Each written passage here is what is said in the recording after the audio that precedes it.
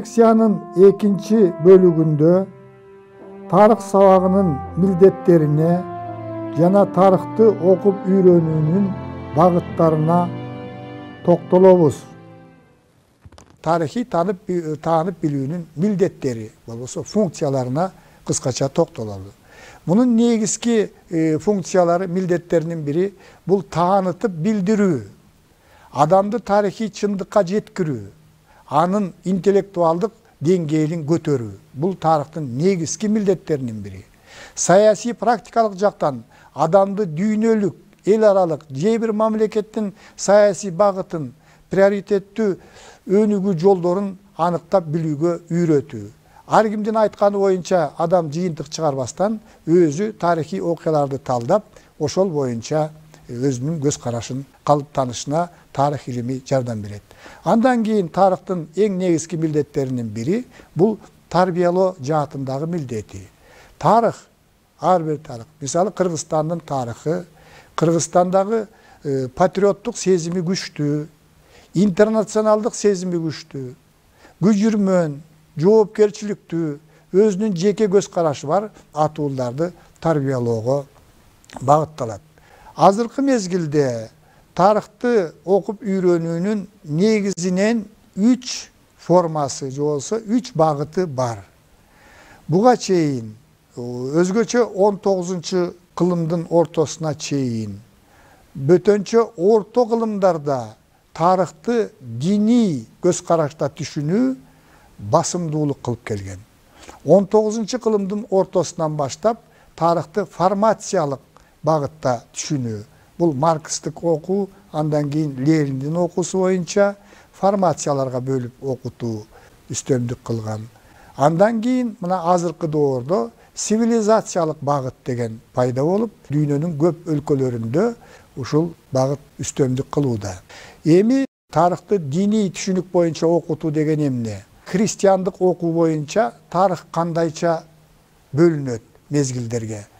Христиандык окуу боюнча адамзаттын биринчи мезгили, биринчи доору деп Кудайдын дүйнөнү жана адамды жараткан мезгилинен адам менен Еванын бейиштен кубаланган мезгилине чейинки доор.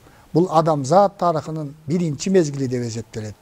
Экинчи мезгили деп адам менен Еванын жерге келишинен тартып топон сууга чейин жана Нух пайгамбардын жанагындай чоң кеме куруп, өзүнүн жакындарын жана жаныбарлардын ар кандай түрлөрүн топон суудан аман алып калышына чейинки доор. Бул экинчи доор деп окутат.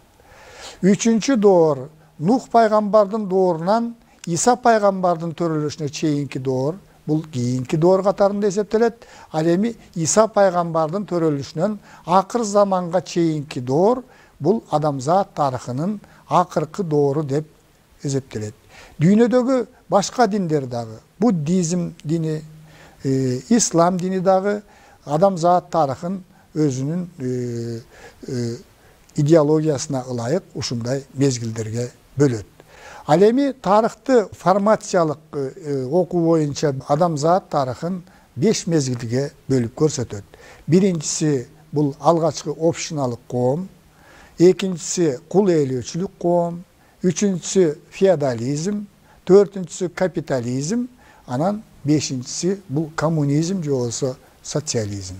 Бул 5 формациянын ичинен эң узак доор бул алгачкы общиналык коом.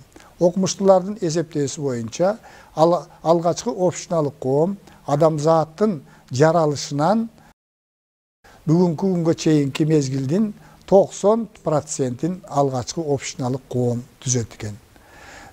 Бул эң узак доор, бул жөнүндө кийинки лекцияларда айтабыз. Азыркы мезгилде көп мамлекеттерде тарыхты цивилизациялык ыкма менен окутуу башталды. Мунун негиздөөчүлөрдүн бири Тойнби эсептелет. Анын пикири боюнча азыркы мезгилде жашап аткан адамзат башынан цивилизациялык доорду өткөрүп атат. Тойнбинин окуусу боюнча адамзат жаралгандан баштап dünya жүзүндө сивилизациянын 13 түрү болгон, бирин бири алмаштырган учурлар болгон, бири-бирине байланышы жок өнүккөн сивилизациялар болгон. Азыркы мезгилде ошо Тойнбинин окуусу боюнча сивилизациянын 8 түрү жашап атат. Ушул окуусу үчүн Тойнби окумуштуу Нобель сыйлыгына татыктуу болгон. Сивилизациянын азыркы мезгилде окуу китептеринде негизги 4 түрү жазылып, окуучуларга, студенттерге окутулуп келүүдө. Бул биринчи түрү тарихи бирикмелер. Тарихи түрдө адамдар уруктарга биригет, урууларга биригет, уруулар союздарга биригет. Мына ушулар тарихи бирикмелер, бул цивилизациянын биринчи формасы деп эсептелет. Экинчи формасы бул чыгыш цивилизациясы, андан кийинки формасы бул батыш цивилизациясы, андан кийинки мына акыркы цивилизация ааламдык же глобалдык цивилизация деп аталат. Тарихи бирикмелердин мүнөздүү белгилери. Мисалы, мына Кыргызстардагы тарихи бирикме катарында уруктарга бөлүнүп, урууларга бөлүнүп, уруулардын союзуна биригип жашап келген Октябрь революциясына чейин. Бу кыргыздардын коомуна төмөндөгүдөй мүнөздүү белгилер мүнөздүү болгон.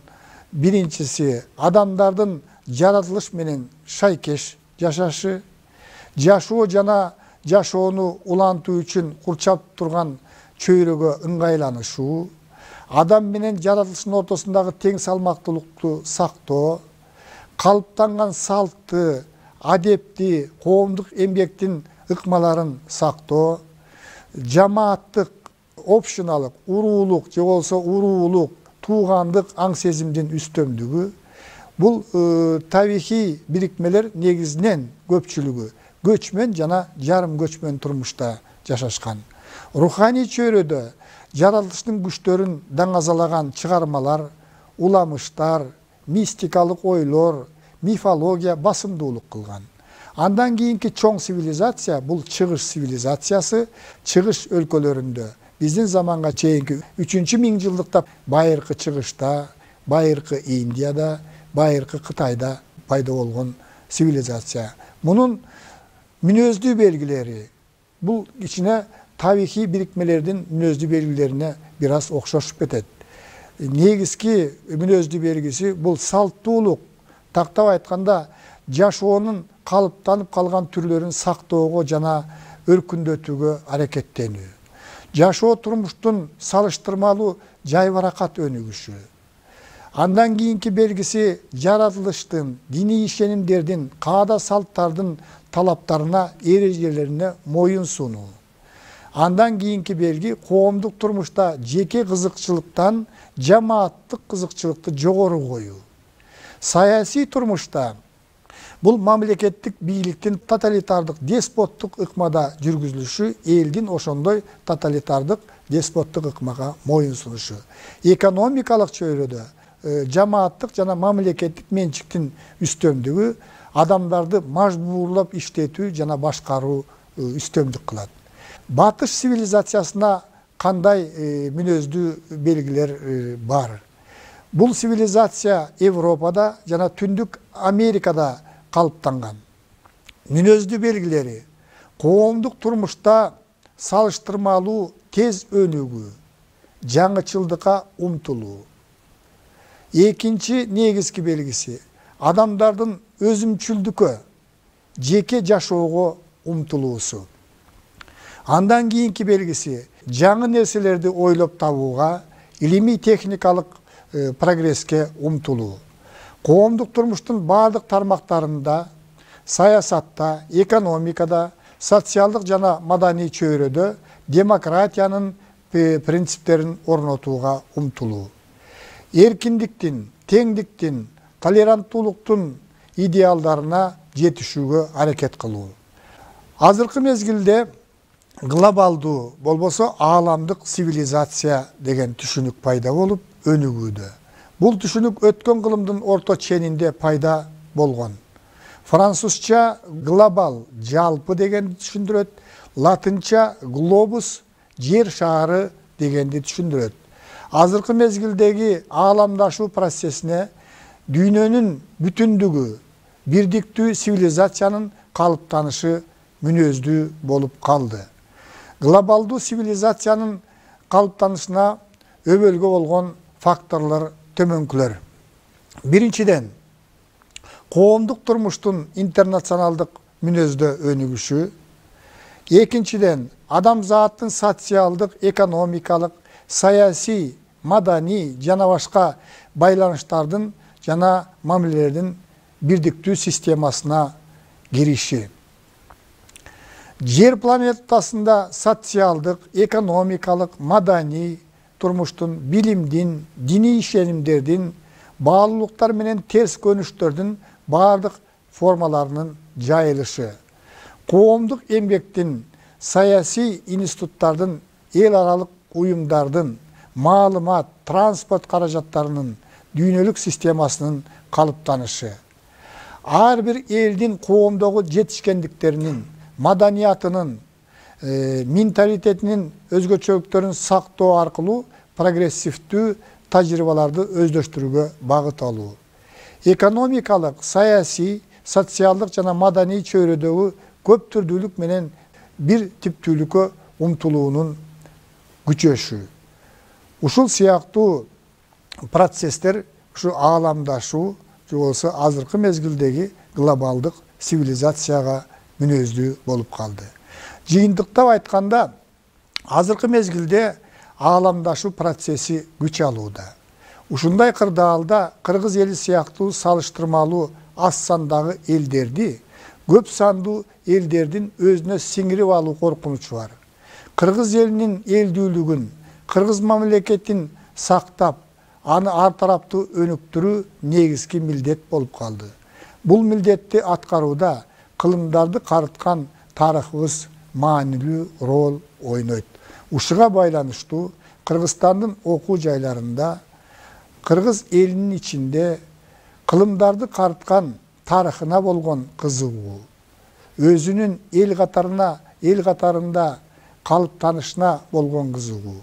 Бир мезгилдерде ушул кыргыз мамлекети түптөлүп, керек болсо Борбордук Азияны бийлеген улуу империяны түзгөн деңгээлге жеткендиги, кыйынчылыктарды кандайча жеңгендиги жөнүндө маалымат берген кыргыз тарыхына болгон кызыгуу жогорулоодо.